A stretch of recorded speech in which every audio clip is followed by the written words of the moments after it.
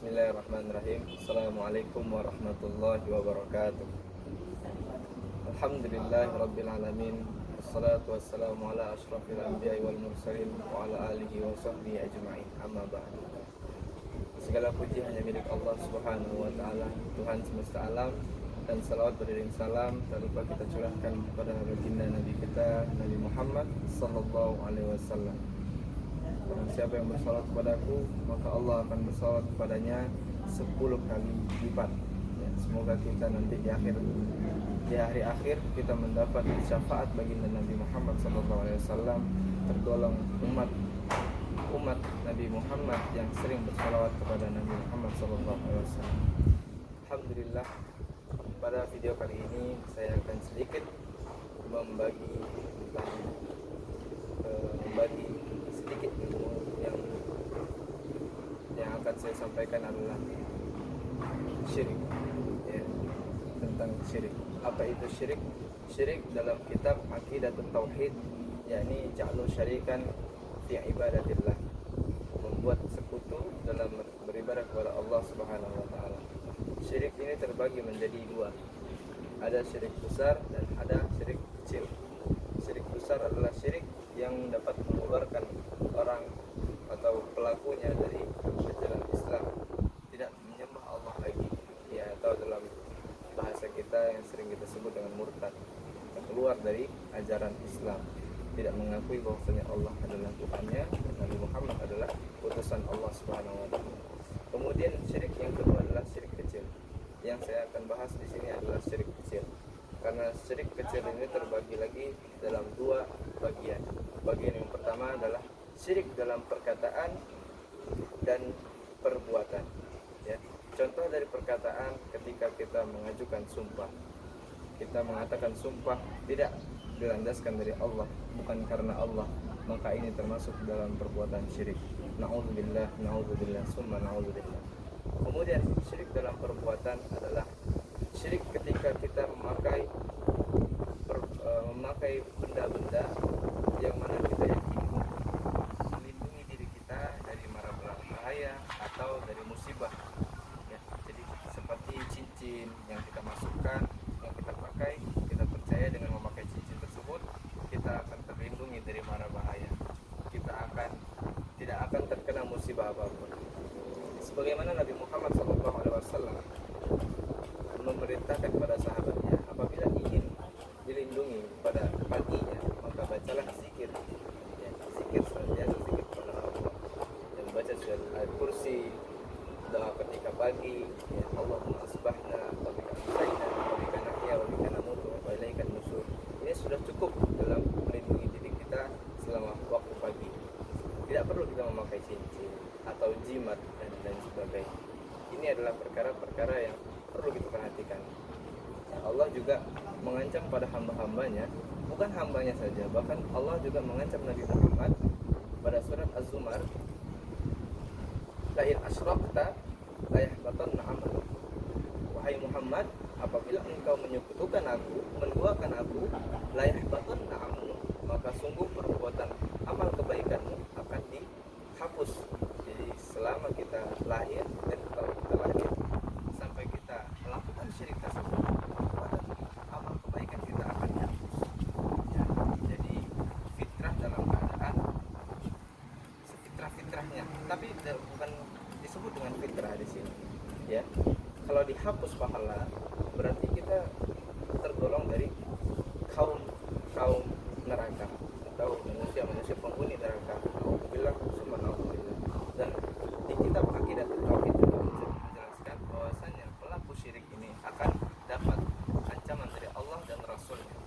Dan barang siapa yang melakukan syirik terhadap Allah, maka siaplah dengan peperangan antara Allah dan Rasul-Rasul. Alhamdulillah, subhanallah.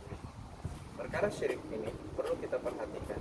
Ya, jangan sampai kita memakai jimat, ya, untuk melindungi diri, kemudian kita tak sengaja, baik sengaja ataupun tidak sengaja. Ingatlah, Allah adalah zat yang melindungi umat manusia, yang melindungi kita dari mara bahaya. Apabila kita terkena penyakit, itu datang dari Allah, dan mintalah kesembuhan hanya kepada Allah. Ada pula kita datang kepada dokter, ini hanya perantara kesembuhan yang diberikan oleh Allah melalui dokter tersebut.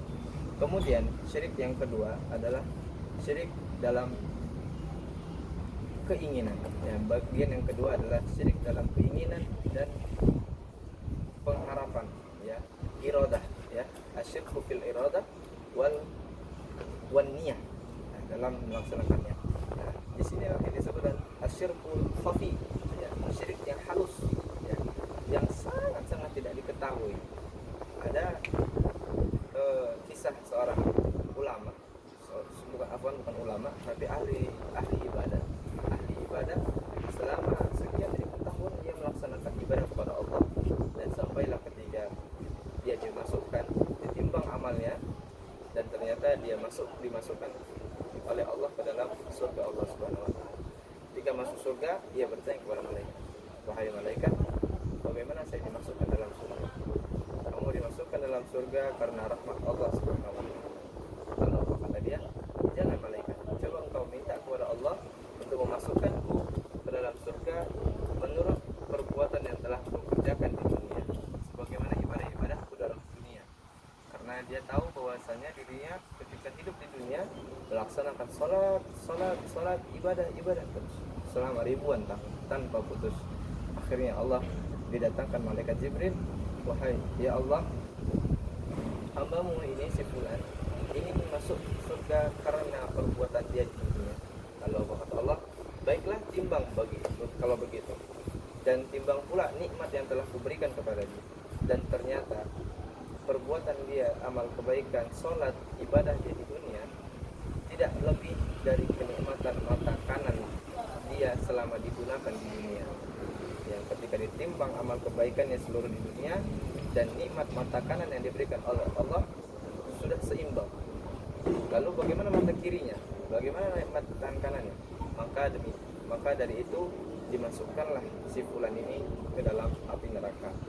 Akan tetapi ketika mau masuk pintu neraka, si fulan meminta mohon kepada malaikat, "Wahai malaikat, tolong minta kepada Allah untuk dimasukkan aku ke dalam surga Allah karena rahmat Allah, bukan karena pahala ibadah."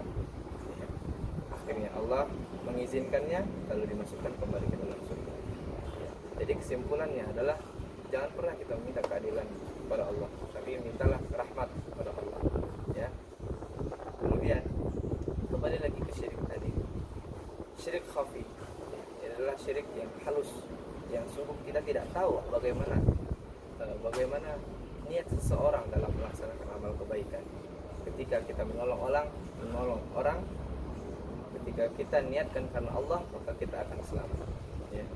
Karena niat-niat yang tidak selain karena Allah, ini hanya Allah lah yang tahu. Ketika kita dibawa ke alam barzakh, sudah lewat mizan pertimbangan amal soleh, sudah lewat hingga bertemu dengan Allah, dan Allah langsung tahu apakah niat kita tulus ikhlas karena Allah atau bukan, ya. Ketika kita datang dengan niat yang lain, ketika kita menolong orang agar kita dibilang orang baik, Allah Maha tahu. Allah tahu isi hati hamba. Walaupun malaikat tidak tahu, tetapi Allah tahu. Jadi ketika kita datang kepada Allah dan Allah mengatakan, "Kamu berdusta, kamu berbuat baik bukan karenaku, tetapi karena kamu, agar kamu dipanggil orang soleh, agar kamu dipanggil orang alim, ahlu ibadah dan lain sebagainya, agar kamu menjadi terkenal dan lain sebagainya, agar kita disebut orang baik." Inilah niat-niat yang salah dalam melaksanakan kebaikan. Jadi saudaraku seiman, video ini sebagai pengingat bagi kita semua agar senantiasa berbuat baik karena Allah Subhanahu wa taala. Jangan sampai ada timbul dalam diri kita sifat-sifat riya atau sombong, angkuh, ujub, ya, merasa diri kita lebih tinggi, ya.